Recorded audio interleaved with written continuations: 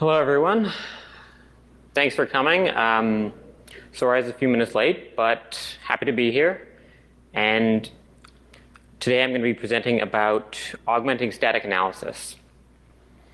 So how many people here have reverse engineered or used IDA? That's great. And so this is all about improving and extending how you can use IDA to reverse engineer. And the inspiration for the talk, it kind of came back to when I first was learning how to reverse engineer. I got to learn in an environment where I was surrounded by a lot of really interesting people. They loved their work, and I found that very inspiring. And so that's what got me into security. And that also gave me the ability to ask smart people questions. And I don't know if you guys have reversed a lot of C++ code, but just when I was getting comfortable reversing C, I started to pick up some C++ code, and I came across an indirect call, like call EAX. So I was like, well, how do you know what EAX is? So I walked across the room and asked my brother, and he's like, oh, that's a virtual call. You're going to have to go and reverse the class structure, or you can use a debugger. So that's kind of the original reason that I wanted to create this tool, to do things like automate that process for me, because it gets tedious pretty quickly. So when I heard about Pintool, I thought that's a great opportunity to make it super simple and easy to do things like resolve virtual calls. Pintool, if you guys aren't familiar with it, it's a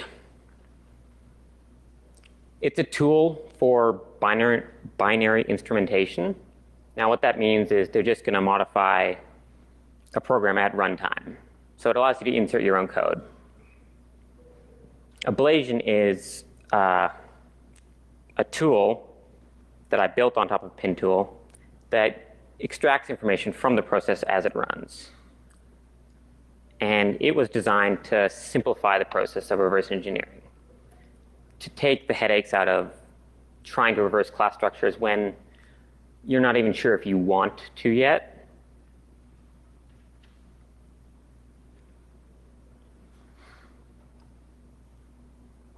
But then I found that you can also use it to find interesting code to audit.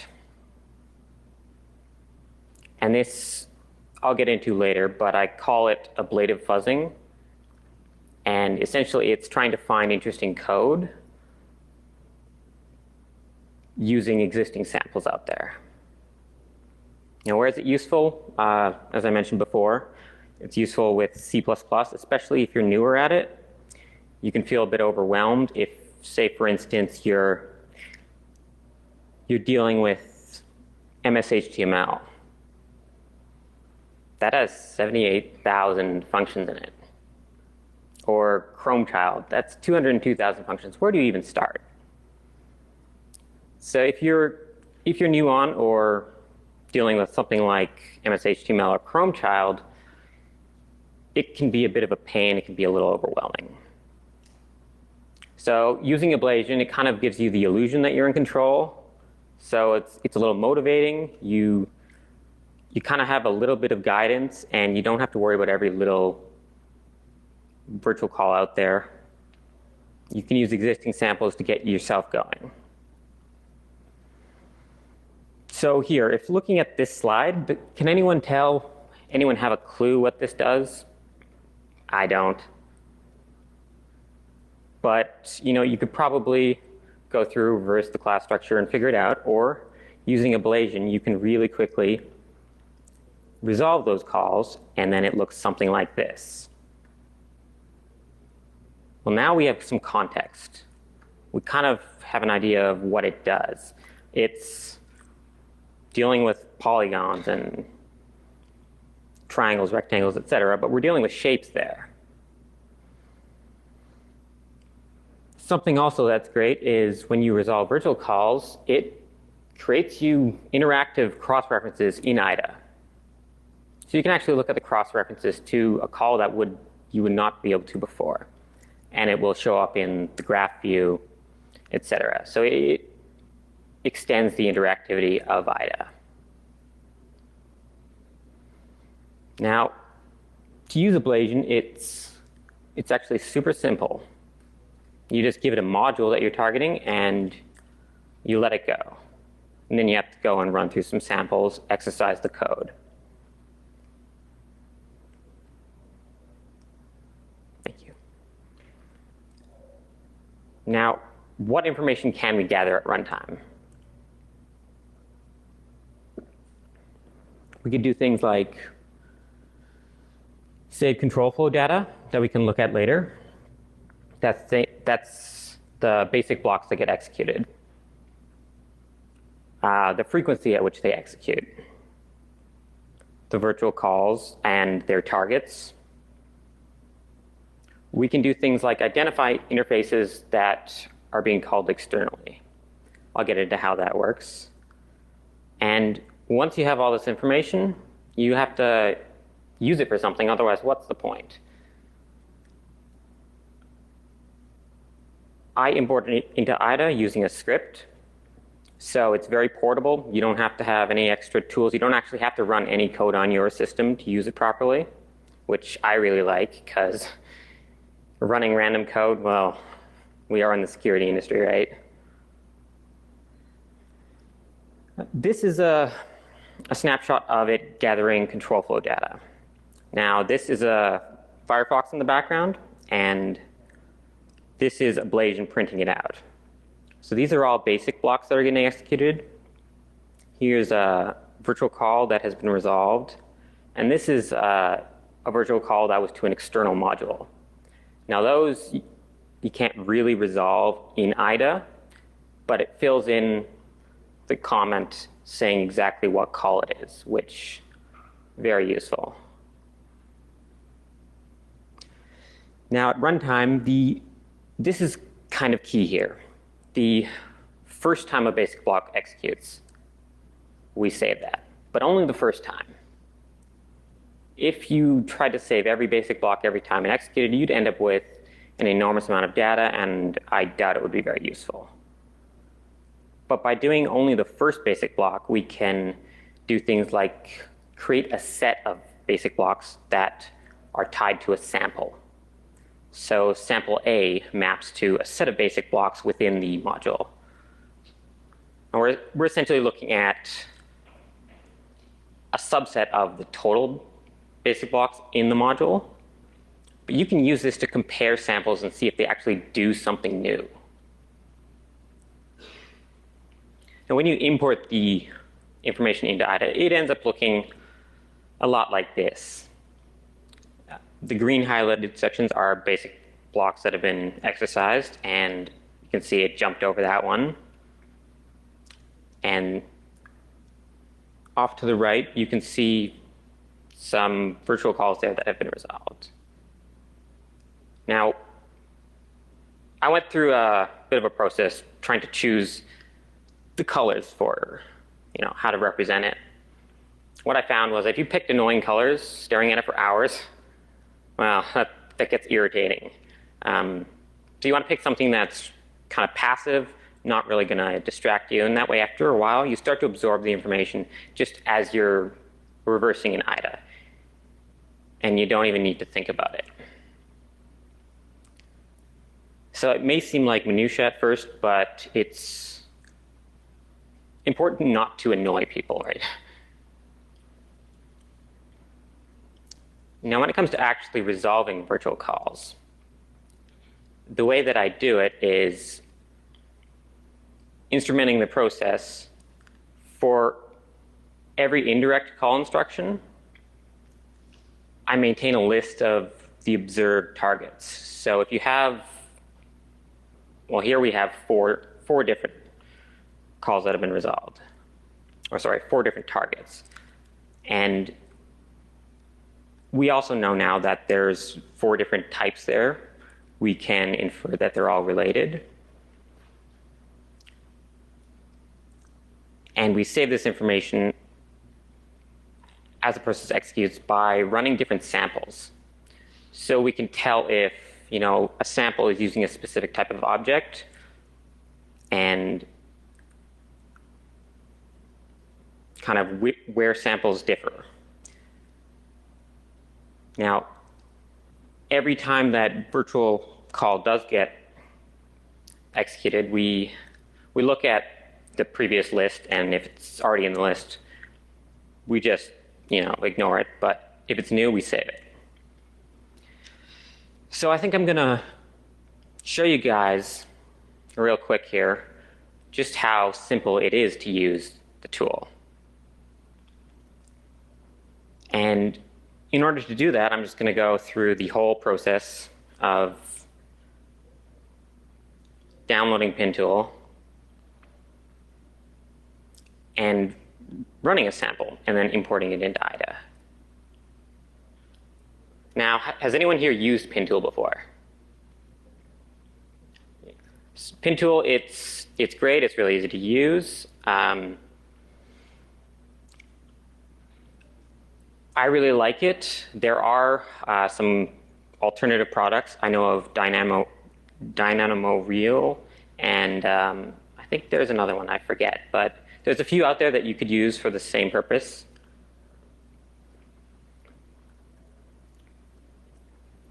Now, Intel makes it free for everyone, which is great. I think it was developed at the University of Colorado.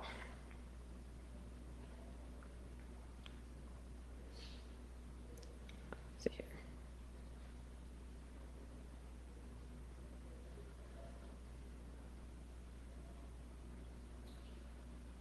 Okay.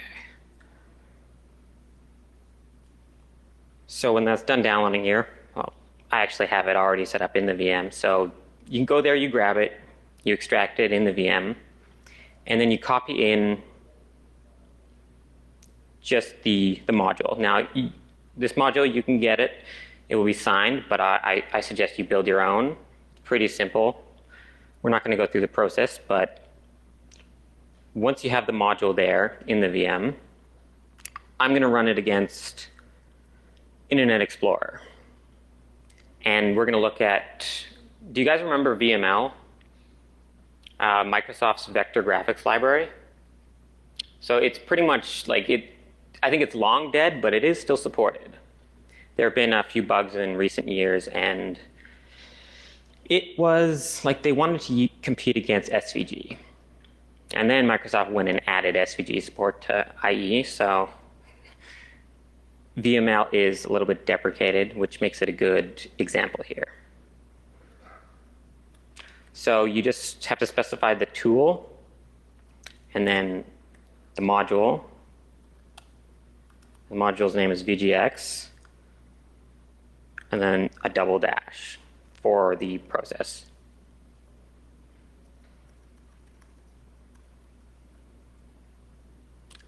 Then I'm going to give it the site.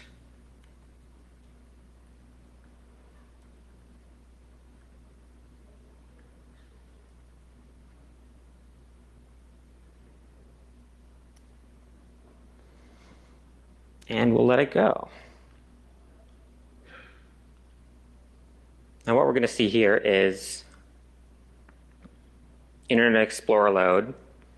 I'm using a build of Internet Explorer Preview because it's a single process and it renders all in that same process, which makes it easier. You can specify a process ID, but for the sake of simplicity, it's nice and easy.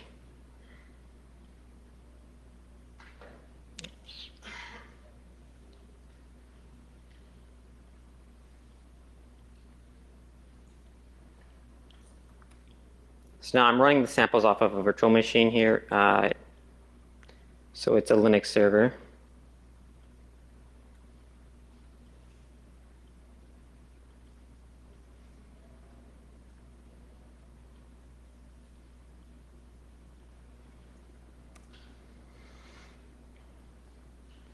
And when it loads, we're going to see when VGX loads. and we're also going to see the code that gets executed. We're going to see basic blocks as they get rendered there, and virtual calls being resolved. And then we're going to import that information into IDA so that we can actually use it. Now, I find that using this tool, it saves me a lot of time, especially when I'm looking at newer versions of something that I've looked at before. So we rendered some VML, and then we're going to close it. And the result here is just a Python file.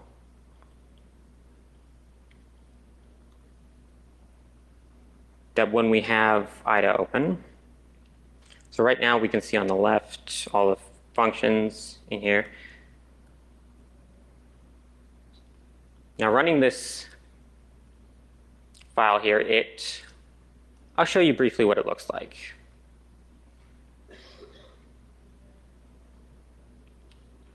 It has a header which is a script just for importing the data, and then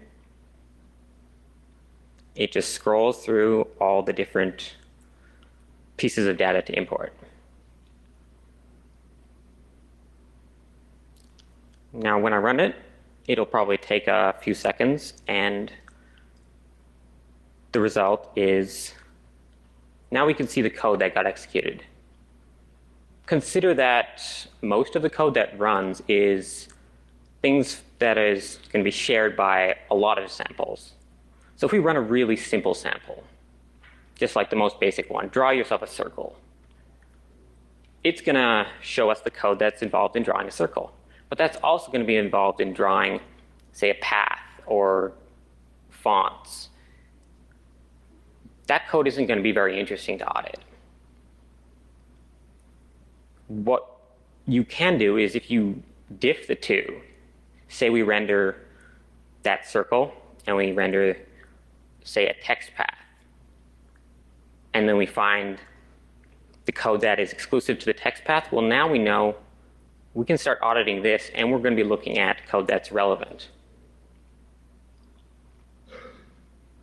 On the left, you can see all the functions that got executed. And if we were to look at some of these,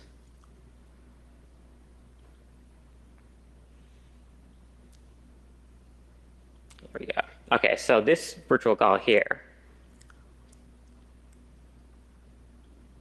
it probably would have been not too difficult to figure out if we were using a debugger, because it looks like they're pulling it from a global.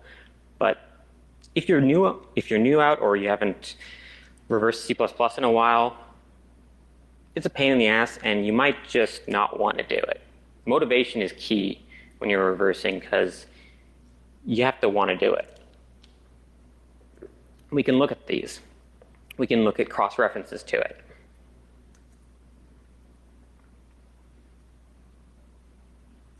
So there's only one, but if we wasted a whole bunch of time reversing that and it was just really boring code, well, that'd be annoying.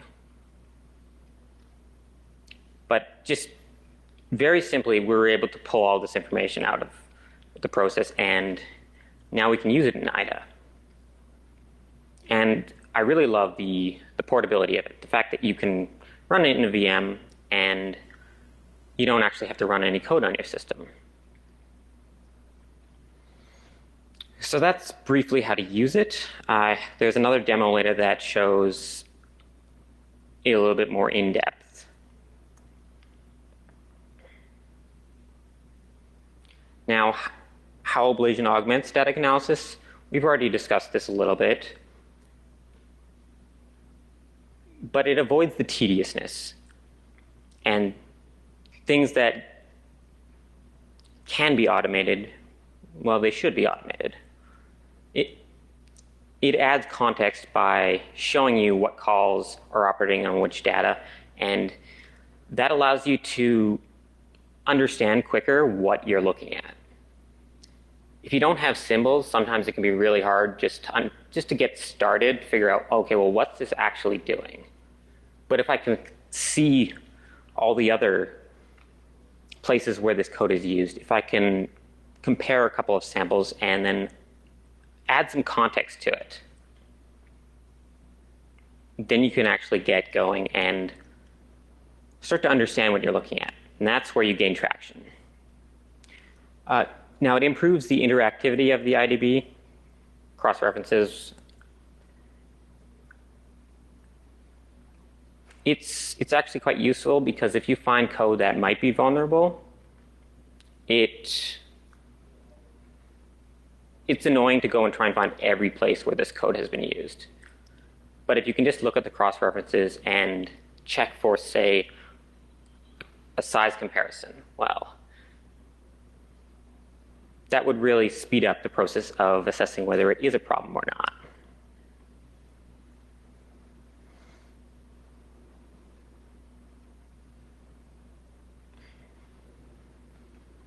Now, adding trace info. I honestly don't find traces very useful by themselves. There's often too much data, and it's just not something you can make use of.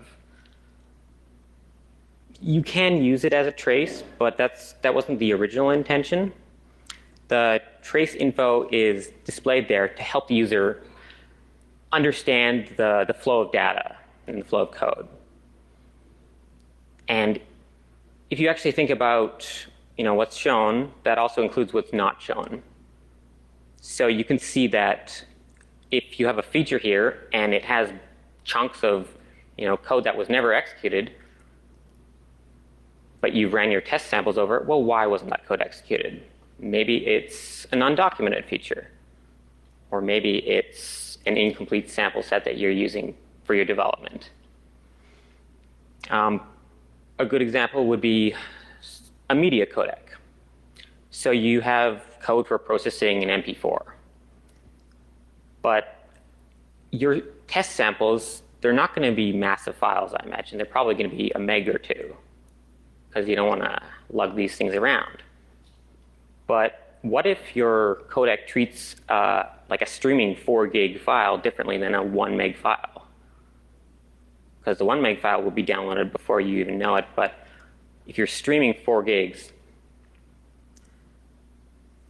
there might be a feature to buffer that, and that might end up being used. So you can tell that, well, this feature here has not actually been tested with our sample set. Or if you're auditing for bugs, well, why wasn't that executed? Maybe it's more interesting.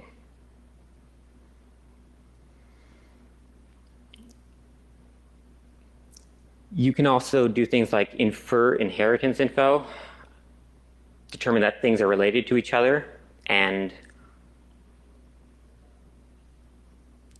come to understand the different objects that you're working with. Now here, it's pretty obvious by looking at this, we're dealing with shapes and a generic parent class. But if we didn't have this, well, we might have to spend a fair amount of work to figure out that it's not something we want to look at. At the very least, we know here that these are all related.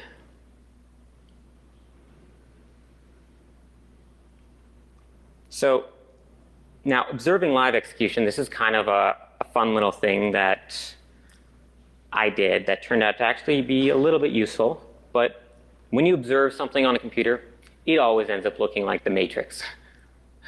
And it's like, oh, cool, but what's the point? It's not very useful. Now, the reason why you can actually make sense of this is because if you run several samples, the rate at which new basic blocks end up being executed, it decreases greatly after the first few samples. Most of it is initialization, and then you end up with specific code for each sample. But the more samples you run, the fewer basic blocks you actually see. So this actually allows you to watch the process in real time, and you can do things like tell that, oh, I've run a whole bunch of samples, but I haven't hit any new code for a while, and then all of a sudden you run a sample and you do hit something new. Well, maybe that sample does something that's uncommon or a bit different. Maybe that sample's worth looking at further because, well, if you're rendering just a circle, really, who cares? I like to use this feature to find unique samples, cool samples, samples that aren't just your generic thing that it's the first link on Google. And using this tool, it's actually a lot easier than trying to dissect all these samples or diff them or however you would have done it before. Now, if you run over a sample set, and then let's say you were to fuzz this sample set, you can tell when you've actually done something new as well. So if you fiddle with things, it will show you that here's a place you might want to look. And if you're really lucky, it might be an undocumented feature. Now, I love undocumented features. They are great. They contain lots of bugs. This is actually where the name of the tool comes from. Now, I don't know if you guys know, but ablation, it's kind of weathering something down over time. So it's a little bit like erosion. I like to think of it as you're weathering down the module. You're breaking away the stuff you don't want to look at. Now, I'm going to show you guys it actually looking at Firefox in real time here. We're going to be looking at their WebGL library, so shaders and the like.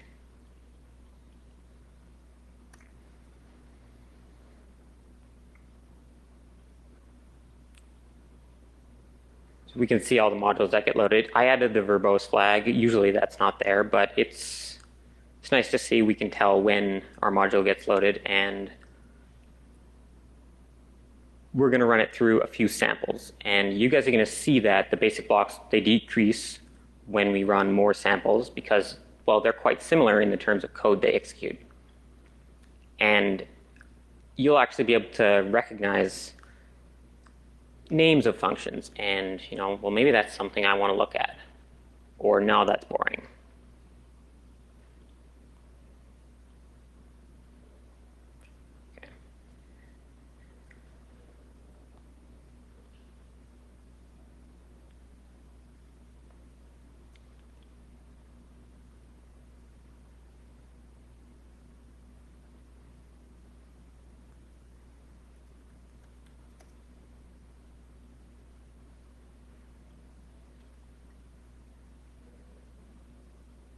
Okay, here we go. So I downloaded the WebGL conformance tests. This is what the developers use, right? This is what they're using to test their code on a daily basis. And if we run that entire set, we should have a pretty good idea of exactly the code they test. And we're not going to run the whole set right now because that would probably take a few minutes, but we can see that this code here is all initialization. We haven't even done anything interesting yet. And once we start running a few samples, I like to think of it as we're weathering away the actual code that we don't have to look at. There's a lot of code out there, and if you can improve your efficiency, you're gonna find more things. You're gonna enjoy it more as well.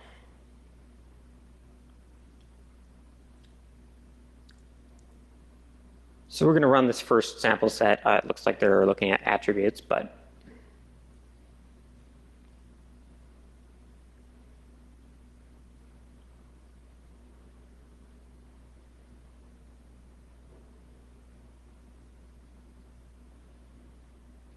all right. Here we go. So now we've got some samples running. We can tell what code they exercise, and there's a lot of stuff coming up. It's probably iterating over a few samples now, and it's slowed down a bit.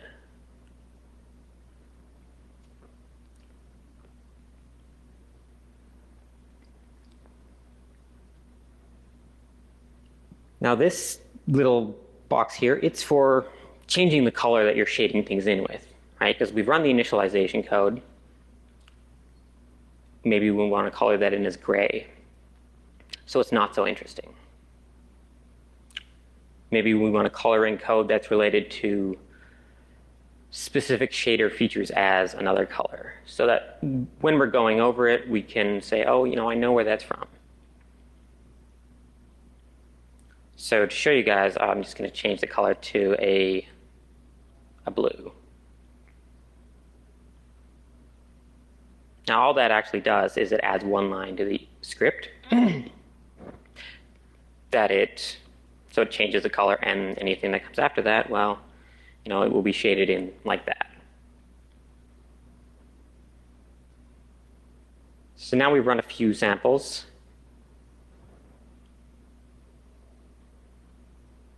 It looks like things are slowing down a little bit. If you make your way through the whole thing, by the end, you're barely hitting anything. And that actually, I think, is where something interesting happens. Because when you're barely hitting anything, you've covered most of their sample set. And you can use that information to find really interesting code to audit. We can also tell that, well, the code that has been run, we don't want to look at it. Or maybe just not as much.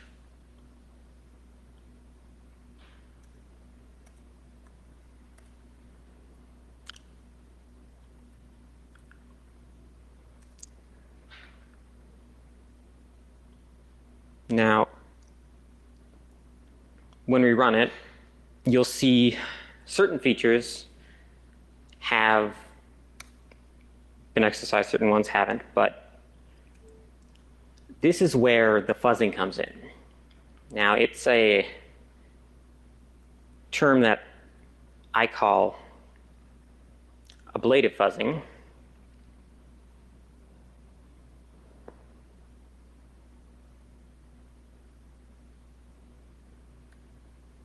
And it makes use of what I call an X sample. And it's really just the set of basic blocks that a single sample executes. Now, if you think about it, you can have different samples that have the exact same X sample. For example, rendering 2 circles rather than 1. Now, you can also do things like, well, does a comment tag change the way HTML is rendered? Well, I mean, it shouldn't, but it does. That's kind of interesting. Very simple example, but you can see how some things that, if you were to diff, wouldn't necessarily show up as different samples. It allows you to highlight where samples actually diverge, which is useful if you have related samples. Say if you had samples that were fuzzed. Well, you're fuzzing from one sample to another. Let's say you end up with a crash. You can find out how you got there, but not only how you got there, why you got there. So different ways that ablation can be used: calculating coverage for a sample set, highlighting untested features. Now that's when you run through like an entire test suite. Auto-generating new samples. I actually did this.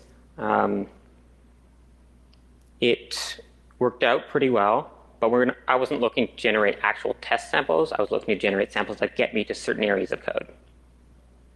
Crash analysis. Trying to assess how it crashes. It would be really simple. You run 3 samples. The first one, let's say you had an HTML crash, you'd run a hello world sample. That's your initialization code. Then you run the parent to the crash sample, so you get pretty close. And then you run the crash sample. Anything that happens after the parent sample is very likely related to the crash.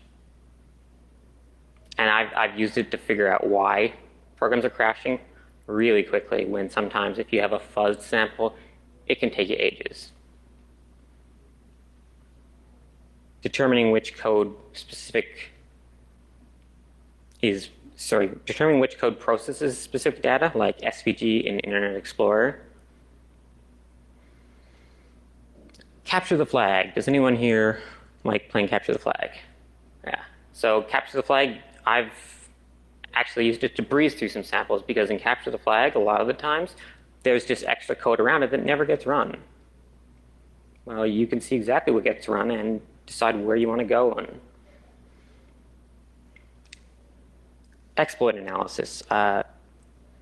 Just last weekend, I was looking at a Flash exploit, and actually,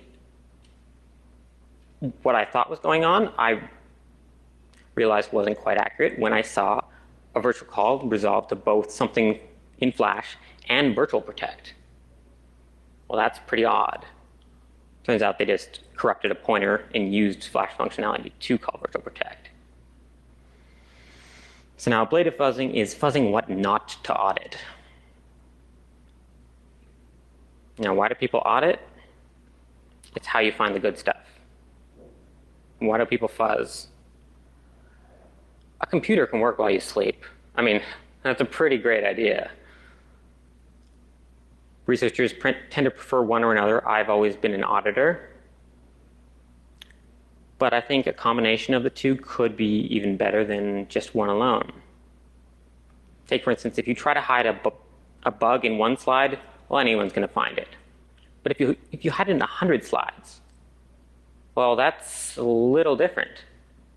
Now, if you fuzzed those code samples and you didn't find the bug, you would see what code was tested. It would make sense to start on the slides that were not tested. You might still have to go through all 100 samples, but if you found it in the first 10, wouldn't you be happy that you started there? And this brings us to the fact that highly traversed code is not particularly interesting. We went over this circle versus animated font sample. Well, the code that they share, I'm not all that interested in. And my time is better spent elsewhere. That circle element, it also shares code with a bunch of other samples. Now, if we looked at infrequently executed code, that's a lot more likely to contain bugs. Now, ironically, I actually have found a bug in an SVG circle element, but that's the exception, not the rule. So by diffing the two, you can exclude the code that they share. Now, if you use Ablation to traverse a sample set, like an SVG test suite here, you have a bunch of common samples. If you take those samples and you fuzz and you hit new code, well, you're moving off this baseline. Depending on your fuzzer, it might work great. Chances are that it won't. But you're going to look at new code that goes beyond their sample set. Now, I like to use gray to show code that was run during initialization. I like to use green to show the sample set. And then blue represents the fuzz samples, something that's new, right? We mutate those samples when we get to new code. But the most interesting stuff is the stuff that's not colored in.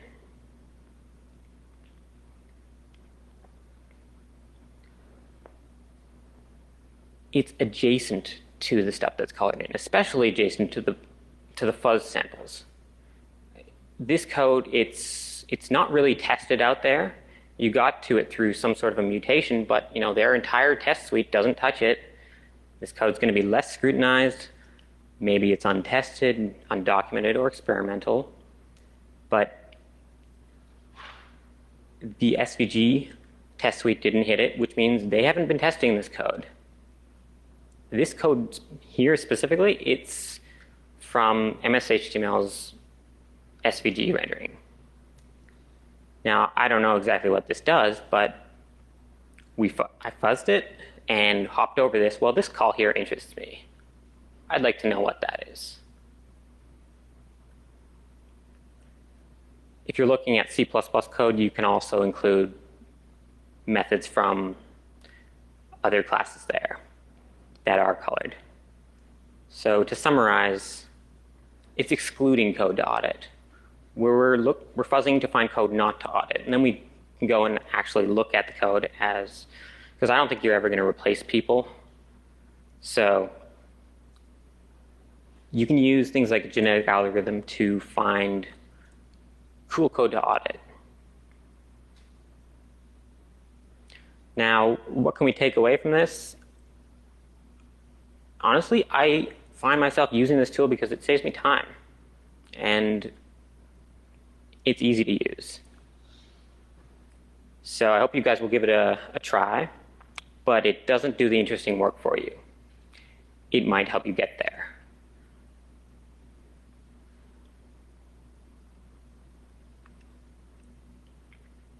So thank you. Anyone have any questions?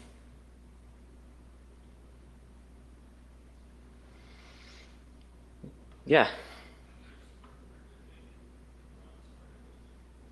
Oh, yeah. So you can diff runs. Oh, right. Is there support for diffing runs already built into the tool?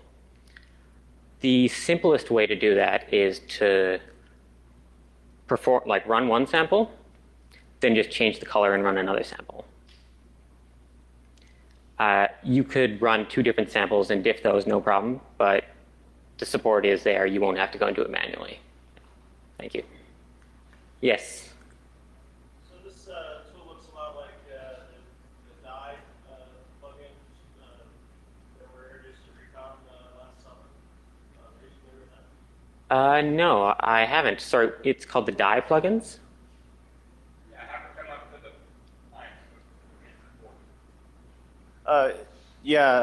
Dynamic IDA execution. So I know that there is an IDA pin tool for trace execution. I haven't actually used it myself. Honestly, when I was trying to test it out, I got irritated with how annoying it was to get started. I'd be really interested to see what they've done there with these dye tools. I'll have a look at them. Yeah. All right. Thank you guys for coming.